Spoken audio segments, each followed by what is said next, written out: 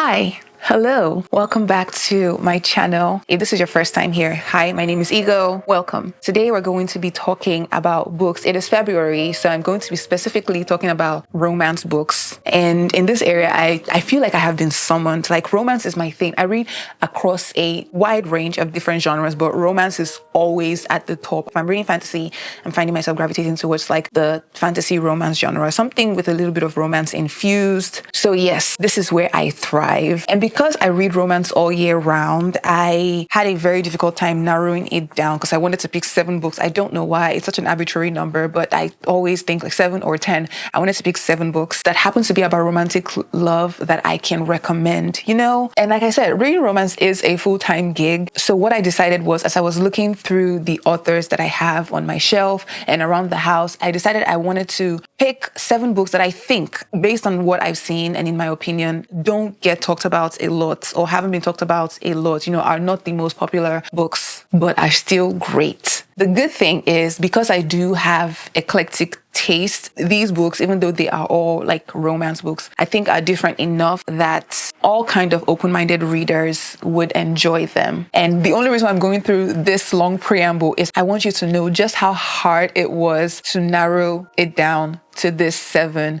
But the good thing is, it's not an exhaustive list. This is not like the ultimate 7. I always say that's a good thing because there are always a lot more good books than you realize. You know, yeah, it is a good thing about being a reader. And quick disclaimer, as much as I hate that it has to be said, I think it's unnecessary that it has to be said because it should be implied. These are just my opinions. Feel free to disagree. Feel free to have loved it and have hated it. Just resist the urge to slide into my DM and email me a long essay about why you disagree with what is my opinion. I'm saying that because yes, that did happen to me last month. So let's all keep that in mind as we commune with each other. Okay? Yes, let me know what you think in the comment section. Don't forget to like, comment, subscribe. Let's get into the books. Okay, the first book is The Heart Principle by Helen Hoang. I read this in 2001, and I don't think I've ever talked about this online. Like, I'm pretty sure I recommended it to like friends that I know in real life, you know, and people in my book community in real life, but I don't think I've ever talked about this online. When I pulled it off the shelf, I realized that I'm like, I don't think I've ever talked about this book before, but it was so good. It is the 3rd in a series that I really loved. I love the whole series, but this was definitely my favorite of the series because I remember really looking forward to the last book coming out because of how much I liked the main male character in this book, and he had been talked about and he had shown up in the first 2 books. I was really looking forward to the 3rd book, and it didn't disappoint. It ended up being my favorite on the list. So The Heart Principle follows a violinist named Anna whose YouTube video goes viral, and she's thrown into overnight success and she starts dealing with burnout, and her boyfriend decides that that would be the right time to suggest that they try an open relationship. He wants to explore. So in an attempt to like seek revenge, well, not revenge, but to kind of show that she too can explore and she's not uptight, she decides to try a casual relationship with our main male character, who she then meets online. And their series of one-night stands end up being unsuccessful, as in nothing happens, and it becomes much more than a hookup because they start getting to know each other and really connecting with each other.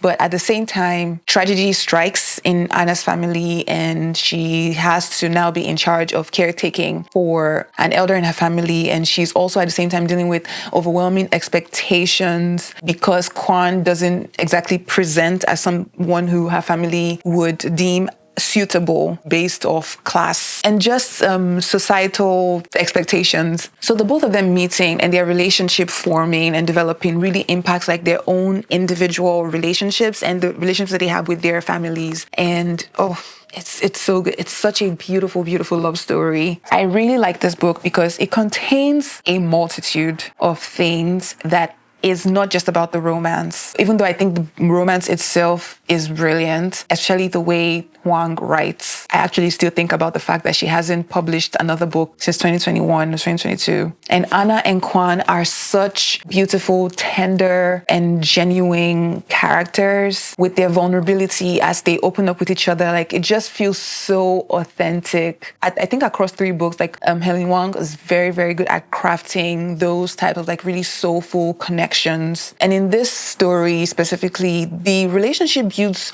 slowly, but I was like drawn in instantly. And even though I haven't read it in like 2 years, almost 3 years now, I still remember the feeling of reading the book. And I love that. I don't quite know how to describe that. I think that is such a gorgeous thing, right? To remember how a book made you feel, how a story made you feel, even though you don't remember like the exact details from it, you know? And like I said, beyond the romance, it offers a lot more. You have a woman who is discovering herself like early on in her life. Well, I guess she was in her mid-20s, so not that early on, but I think pretty early on. She's dealing with a recent autism spectrum disorder diagnosis in her adulthood, something that she hadn't ever considered before meeting main male character. So she's finally understanding her behaviors that she has long masked. She's actually also realizing that she has been masking this entire time, you know? And I remember a very strong message in the book being how there is no shame in asking for help, in needing help. I have 2 quotes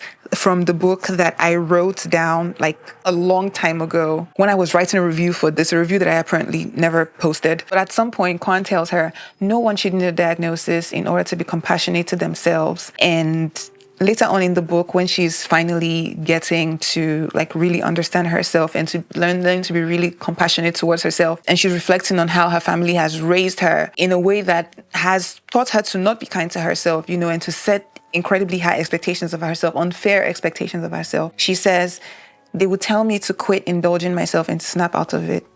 Tough love is our way. And being tough on myself isn't working now though. I can't try harder than I already am. And I remember relating to that so hard because I personally require gentleness as a form of love. Tough love is not something that it doesn't help me grow. I do not appreciate it. I do not appreciate people being brutally honest with me for no reason. Yeah, it was so good. It explores the weight of expectations from family, societal pressures to conform to acceptable roles and acceptable personalities in how we move and navigate the world around us. The expectations of friends and family around caregiving, and with her art dealing with the demands that comes with newfound popularity and like overnight success. And that's just our female main character. Our main male character also has a lot that he's dealing with. I remember in the book, because he had a procedure prior to the book. It was a really beautiful, like emotionally vulnerable book, at least that was sense I got from how the author chose to write the story. So yeah, I really recommend it. So far, I think my only criticism of the book was that I remember it getting a little windy or a little hectic, like towards the end. It almost seemed like we didn't have enough time towards the end of the book to like wrap the story up fully. So a lot of things felt rushed, and I felt like we should have spent more time wrapping up the individual storylines and fleshing out the ending. I think I would have been perfectly fine to read another like 30 or 40 pages of the book. I wouldn't have minded if it meant like the last couple of scenes wouldn't have felt so rushed, but it wasn't such a huge deal that it made me not enjoy the book. It just was something that I remember, and I guess it may have been a bigger deal because it stuck with me when I was thinking about it. That was one thing that came up as a slight criticism of this book. But beyond that, I thoroughly enjoyed it. It's also one of those stories that always like reminds me that reading diversely will never ever be to your detriment. It will only make your life better, because, you know, like I'm reading a book that is like the characters in the book are Asian. They technically are as culturally distant from me as they could possibly be. But then you read the book and you're like, we're actually not that distant. We're not that far apart, you know, in terms of our like human stories and connection, and in dealing with the same issues, whether it is interpersonal or societal or whatever. And you know, when you're a person of color, you almost like have to read diversely anyway. We don't really have the privilege of being ignorant. So yeah, I recommend The Heart Principle by Helen Wang. The next book is I've Got Your Number by Sophie Kinsella. This book is peak 2010 book romance. And I actually don't think it's considered unpopular. I think it was pretty popular for when it came out. I may be aging myself a little bit with this book, but it's one of my, it was one of my first purchases in university back in, I think like 2011 or 2012 maybe. Yeah, the plot is wacky and really fun. It's really romantic in that charming way that the UK author's writing style portrays their leading ladies. Like think Rebecca Bloom from Confessions of a Shopaholic series and Bridget Jones, right? I mean, this is the author of the Confessions of a Shopaholic series, the one that the movie is inspired by. So yes, she's very good at writing those like really quirky, really funny, charming leading ladies that you can't help but root for, even if you don't identify with them in any sort of way. I think that sometimes her characters can veer towards like the ridiculous a little bit. But I mean that as an observation, not as an insult at all, because they are really, really fun to read. It is what makes her books such like quick, fun reads that you can't put down, right? Because you're having so much fun with the characters. It also makes sense that her books would be turned into series because of how likable the characters tend to be. So this book follows a main female character named Poppy Wyatt. And at the time when we meet her, she's really happy. She's engaged to her perfect match, someone called Magnus. I remember hating that name. I hated it so much. It sounded just as pretentious as the character turned out to be. But yeah, she's planning this life with this person until one afternoon, everything is shattered. She loses her phone during a hotel fire drill, and she loses her engagement ring, an engagement ring that is a family heirloom. In the midst of all of this anxious situation happening, she finds an abandoned phone and decides to keep it so that she can leave a number attached to a phone that the hotel can reach her with. Now, I feel like this plot wouldn't work in the world that we're in right now, but back in 2009, 2010, when communication was what it was, then I think the plot holds up a little bit. But now I'm not so sure losing your phone, all of that would be enough of a grounding plot for a book like this to be based on. But the phone number, or the phone's actual owner, is our main male character, Sam. And he wants it back. The phone is attached to his business. It's attached to his personal life. So he's not really a fan of the fact that Poppy has access to his messages. And she essentially, little by little, it's kind of meddling in his personal life. So what follows after he gets in touch with her is a series of delightfully chaotic events as Poppy and Sam's life becomes intertwined with them trying to find this engagement ring so that he can get his phone back. And a lot of this takes place with an increasing amount of emails and messages between the both of them, back and forth, and between other people too, because she has access to his phone. And in the midst of all of this, Poppy is still juggling wedding plans and going from one task to another. And at the same time, mind you, hiding her ringless finger from her fiancé and his family, because she doesn't want them to know that she lost the family heirloom. I hope that is enough information without giving out any specific spoilers. This book was very laugh out loud, funny, chaotic. Sam and Poppy getting to know each other, getting to fall in love with each other was really well done. It was so romantic, so sweet. It's over the course of all of this, Poppy's slowly figuring out that she's mostly ill-fitted in her life, but not because there's something wrong with her, like she's been led to believe, but because she's trying to fit into the wrong life. Right? And with the wrong people. And the execution of that is it's chef's kiss. It's so good. And I always think when I'm reading a Sophie Kinsella book, I'm if you find yourself relating to any of the characters in her books, you might be on the verge of a nervous breakdown. Her characters are so chaotic. But yes, I recommend this book. It was so much fun. Third book is The Hookup Plan by Farah Roshan. Like The Heart Principle, this is also third in the series and was my favorite in the series. I don't know what it is about last books. There's something about characters that make it to the last books that just are the most delightful. Maybe that's just the case for me. And I recommend the series. It's such a fun series. I like all three girls. London specifically is a pediatric surgeon who's finishing her residency, and she's facing mountain stress. Mountain stress is actually beginning to impact her physical health, and she's getting even more stressed out as rumors start surfacing about the fact that the hospital is facing a potential private buyout. It's not a private hospital. I think it's a state-owned hospital. It's facing a potential private buyout that will eventually cause the hospital to not serve the community as well as it's been doing, even though it's been struggling to do that. So it is suggested to her that she find someone to help her relieve the stress and find ways to relieve the stress. And one of the ways that she found was engaging in a casual hookup with an old rival from high school. So they reconnect at a high school reunion, and the chemistry is immediate. They didn't like each other when they were younger. Well, they didn't like each other when they were younger, but they did, kind of. But yeah, they were rivals, and they reconnect while he's in town. It leads to an arrangement that's supposed to be casual, except it turns out he is the person that was sent to evaluate the hospital and help in making the decision as to whether the buyout will happen or not happen. Anyway, yeah, so that complicates things as you would expect. I really enjoyed this book. I thought both characters getting to know each other as adults, getting to actually know each other, because it turns out they didn't know each other at all when they were younger. There were lots of misconceptions that they had, well, mostly on her part. That happening, the friendship between all three girls is really central to the plot of all three books. So I like that continued like all across the theme of the book, and London herself in this book learning to get to the roots of her issues that are caused, or I guess like heavily influenced by the relationship or lack of relationship that she had with a dad who was both financially attentive but emotionally distant and like unavailable in every other way that a parent could be unavailable to a child. So having to deal with that relationship, also having to deal with an extremely misogynistic father. Yeah, so there are lots of themes happening in the book. And I thought like for all the things that were happening in the book and all the stakes in the book, I thought it was still handled in such like, it's a fun read. I remember having fun all through this book. I really love Farah Roshan's writing. She's written a couple of the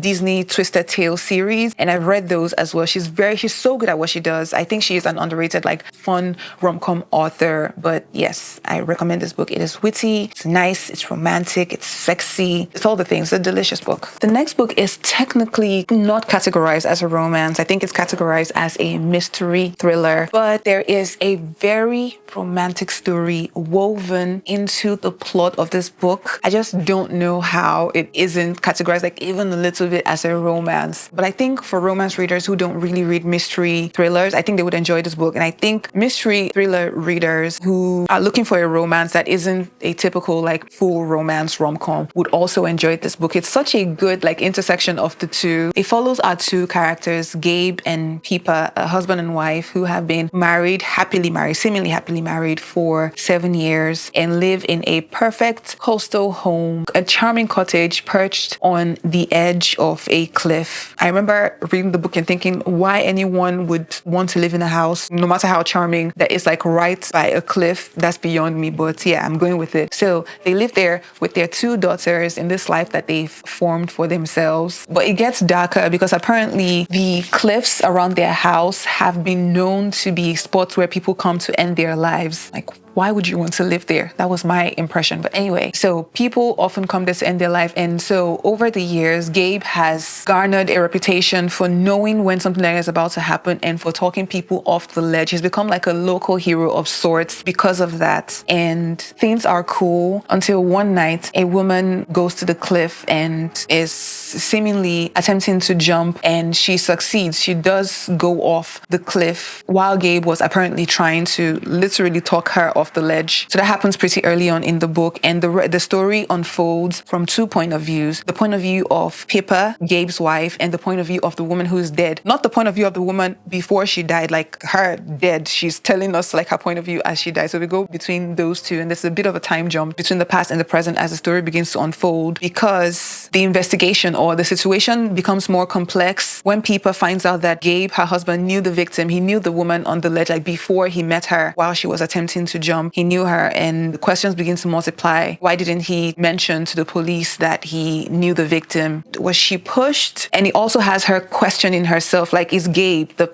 man, like her husband, the father of her children, this good man capable of even doing something like that? And as the book unfolds, the perfect picture of their marriage begins to crack. Like old forgotten things, or, you know, not really forgotten, but like long buried secrets begin to like rise up again. And people begins to question like almost everything that she's known about this person, about herself even, as the story and the investigation unfolds. There isn't really much more that I can say about this book without giving like any spoilers. I think I've already said too much. I think if you're going to read the book, you should just go in blind and read it. I of course recommend it because it's on the list. There are time jumps, there are unreliable narrators and untrustworthy characters, a really compelling story, really good like mystery, and underneath all of that swirling, there's a love story that will catch you unexpectedly, or at least it caught me unexpectedly. I wasn't expecting like a love story, a beautiful love story to, you know, unfold somewhere in the middle of all of this. But yes, I highly recommend The Soulmate by Sally Hepworth. I mean, she is also really good at what she does. I love her books. The 5th book is Love, Rosie by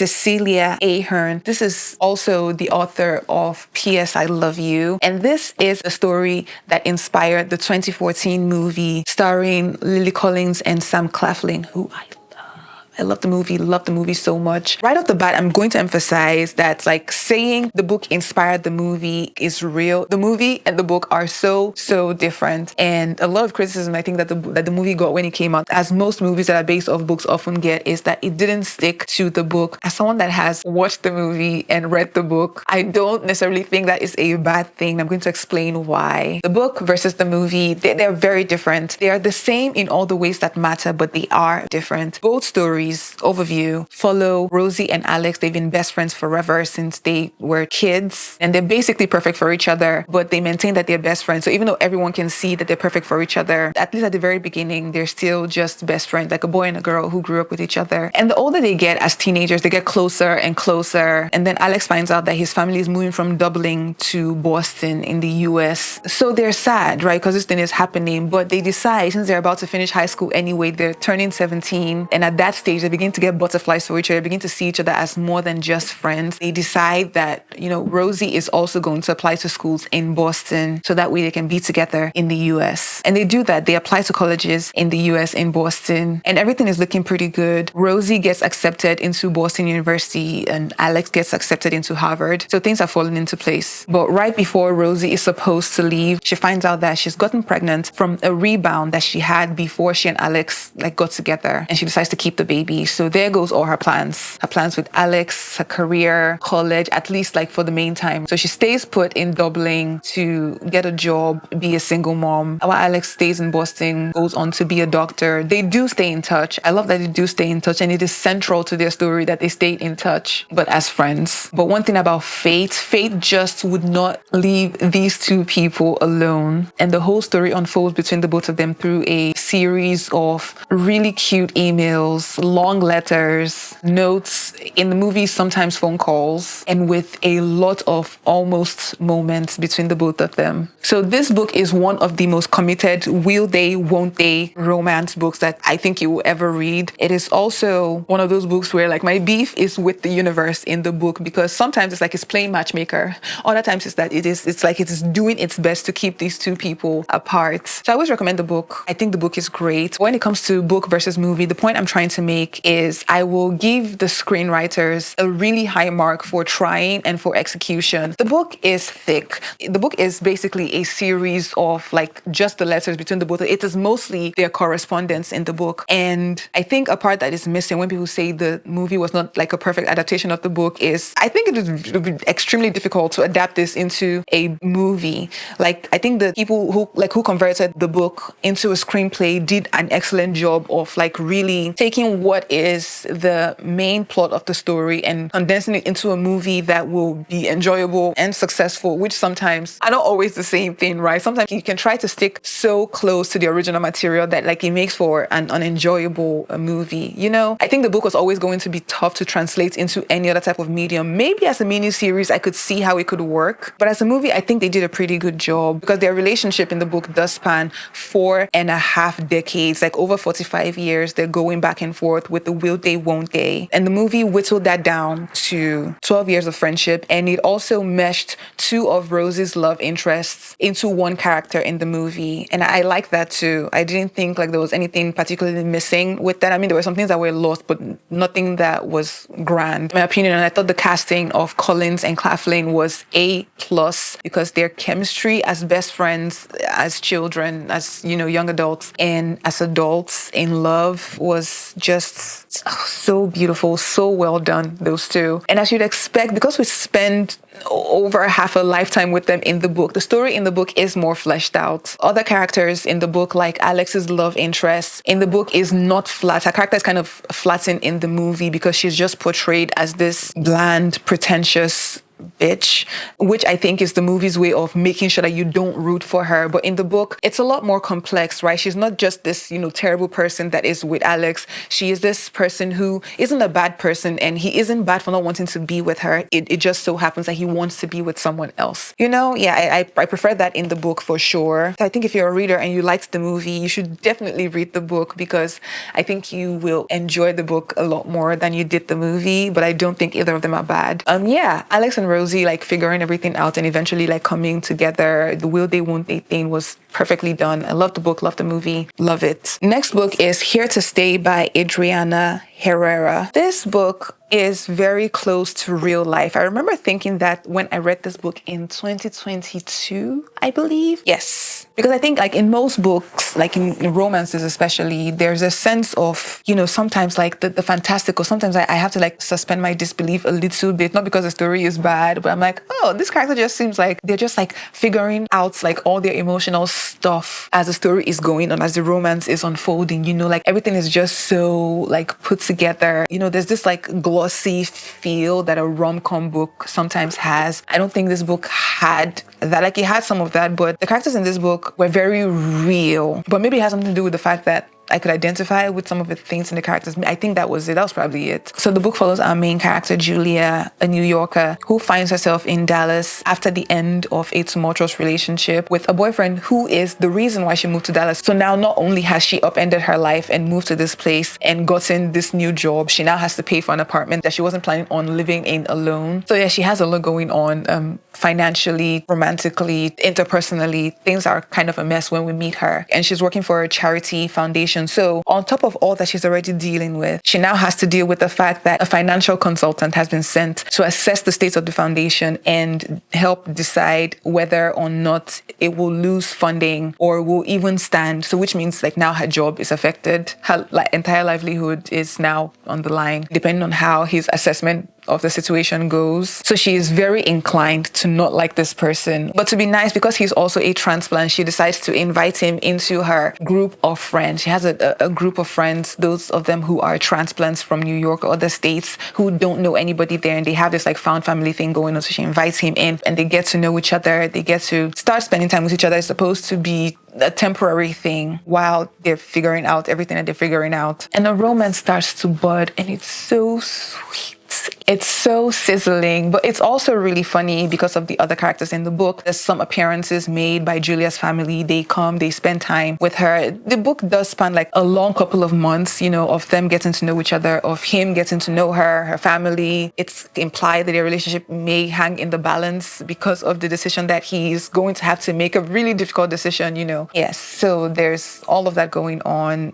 He's also dealing with his own interpersonal, family struggle. Look, these two people had a beautiful romance budding, but they have so many roadblocks ahead of them. And it was such a fun, enjoyable read that I stumbled on because I like Adriana Herrera's work, not because I haven't actually seen anyone recommend this book to me, and I think that's kind of a shame. And I think at its core, it's two people really learning to prioritize themselves and prioritize their well-being, because they haven't been doing that. They've been prioritizing a lot of other people at the expense of themselves. And yeah, I liked it. I really, really liked it. And the last book on my list is The Exception to the Rule by Christina Lauren. This is probably the most Valentine-y, specifically Valentine-themed book on the list. It is part of the Improbable Meet Cute series that came out last year, or 2023. Those years are kind of blurred together for me, but I think it was 2024. It came out last year on Amazon. There were 6 released in total. I only liked 3, and with my heart, I can only recommend one, just this one. I think a close second would be the second book, Worst Wingman Ever, but the rest of the books are just they're really short, so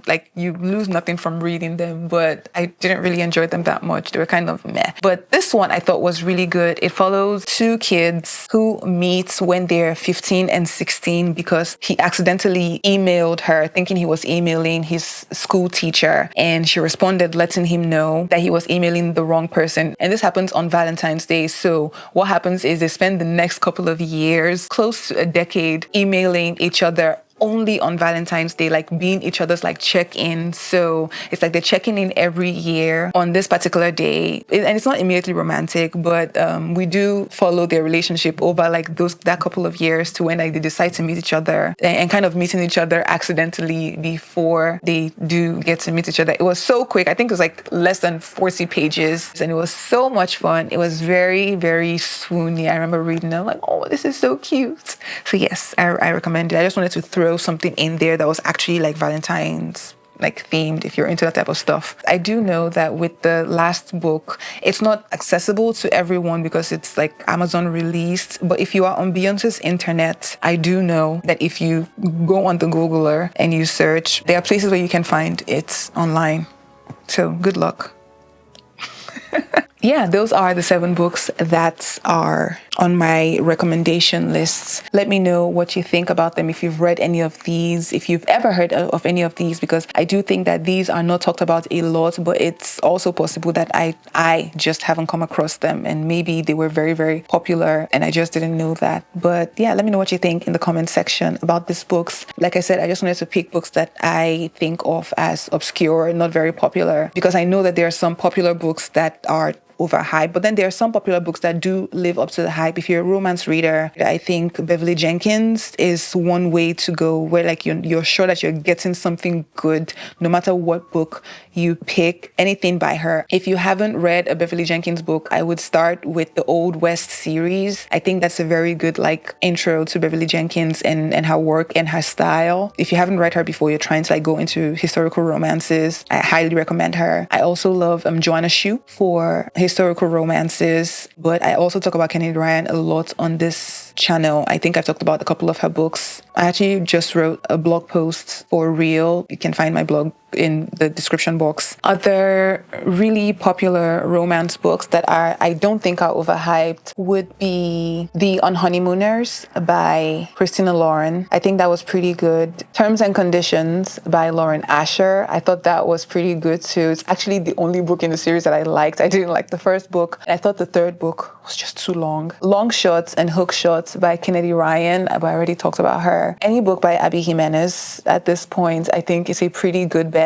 Take a Hint, Danny Brown by Talia Hibbert. I like the whole series, but Danny's story is my favorite. Close second would be Eve and then Chloe. Yeah, that's a beautiful, beautiful series. But honestly, when it comes to like February and we're talking about like consuming art, February, I usually do movies more. It's like, give me an excuse to watch my favorite rom-coms. I don't need an excuse anyway, but some of the movies I'll be watching this month or rewatching, I guess, are Notting Hill. I love Notting Hill. Like, it's actually gotten to a point where like I have to stop myself from watching it every couple of months. I love watching it so much. It's so good. Brown Sugar is probably the movie I love the most in the world. It's not the best movie to me, but it is my favorite movie, I think. Yeah. It's really, really up there. I love Brown Sugar. Ever After, top notch. Love it. Love. As a movie, art. My Big Fat Greek Wedding, if I want something light and funny and airy and also romantic, but like family friendly. I love About Time, because About Time will totally disintegrate you and then put you back together again and then disintegrate you again. That movie is just so perfect. I love it. It is everything. And for comedies, when I want more comedy than romance, I think Crazy Stupid Love. That's one in like recent history that isn't too old, but also isn't too new. Crazy Stupid Love is a classic for me, I think. And a movie that sort of like rewires my brain just a little bit more every time I watch it is Meet Joe Black. I'm desperately seeking someone who in real life, like someone who I can touch, who has watched that movie and loves it as much as I do, just so I have an excuse to talk about it, but it hasn't happened yet. It's such a lovely movie. It's really long, but it's so good. Jab We Met is such a fun rom-com like Bollywood movie. It's so good and not as popular as like K3G or Kuch Kuch Hota Hai. So I love recommending Jab We Met. I love it so much. If you're looking for something modern that is actually good, I hear a lot of complaints that there just aren't like enough good rom-coms for the Gen Zs or the younger millennials. And I agree, isn't enough in terms of numbers, definitely not as many as we had growing up, but there is some really, really good stuff. I don't agree when I hear like people say like there are no good rom-coms like that feature young people. Some really good ones in recent years have been Rylane. Rylane is probably one of the best like rom-com of the past like 5 years that I can think of. Set It Off was also really good. I think it will go down as a classic. There's a movie called Love at First Sight. I think it's on Netflix. It's actually based on the book, The Statistical Probability of Love at First Sight. That was so good, book and movie. And Plus One. Plus One is a movie that I stumbled onto like randomly. It wasn't recommended, I'm like, oh, this looks maybe fun. I like Jack Quaid. Sure. I saw it. It was really, really good. Oh, and Palm Springs, I think. Yeah. I think those 5, I just listed 5. Yeah, those 5 are like modern rom-coms that I swear by. I think they're really, really good. Oh, there's also one that came out a couple of years ago called What's Love Got to Do with It, starring Lily James. I think I have the right Lily. Yeah, Lily James, the one who played Cinderella. So yeah, for my lovers of the romance genre, I hope you found this helpful. I hope you got some nice recommendations. And like I gave you a lot of my good stuff, honestly. Yeah, this is so fun to do. I love talking romance. I could do it forever. Just give me something, a movie, a book, a poem, something that will make me want to curl up and just like giggle. I love it. Let me know what you think in the comments. Don't forget to do all the things like, comment, subscribe, share. I look forward to hearing from you, and I will see you in my next video. Mwah.